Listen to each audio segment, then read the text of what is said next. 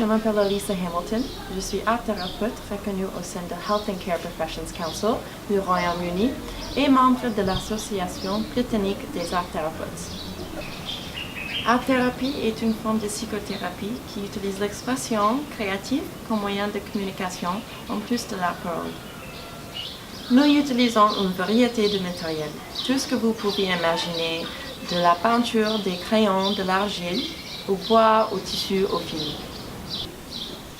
L'objectif est de créer un environnement de sécurité où les gens se sentent à l'aise pour s'exprimer. L'art thérapeute les aide à établir des liens avec différents aspects de la vie et les sentiments inconscients. Le fait de faire de l'art dans ce sens peut renforcer la confiance, la connaissance de soi et l'empathie. L'art thérapie peut prendre plusieurs formes. Certains thérapeutes travaillent avec les individus et groupes d'individus dans les hôpitaux et les écoles, ou dans les centres communautaires et les cliniques de santé mentale. Les séances peuvent se tenir à la même heure chaque semaine dans une pièce privée ou à l'improviste dans un espace public. Quelle que soit la forme que la thérapie prend, tous les art thérapeutes reçoivent un diplôme de 3e cycle ou un équivalent, et la profession est régulée par différentes institutions selon le pays. La recherche montre de plus en plus les effets positifs de l'art-thérapie sur les enfants. L'art-thérapie peut être recommandée aux enfants pour plusieurs raisons. Ils peuvent traverser une période difficile dans la vie à cause d'un changement marquant, la perte d'un être cher, une expérience traumatisante. Ils peuvent sembler anxieux, en colère, perdus ou introvertis. Ils peuvent même avoir des difficultés sociales ou communicatives.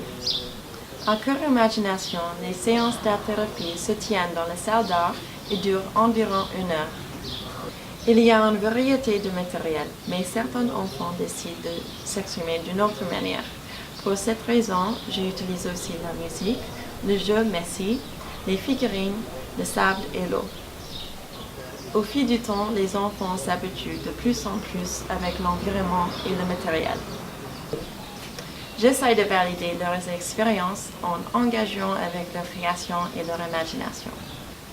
Beaucoup d'enfants trouvent que l'art-thérapie les soutient et les intéresse, et elle peut contribuer à l'estime de soi et à la capacité à communiquer, ainsi qu'au changement de comportement. Tout au long du processus, les séances de suivi se tiennent avec les parents, les encadreurs, les enfants, pour savoir comment les choses se passent. Si l'art-thérapie peut être amusante, elle peut être aussi très sérieuse.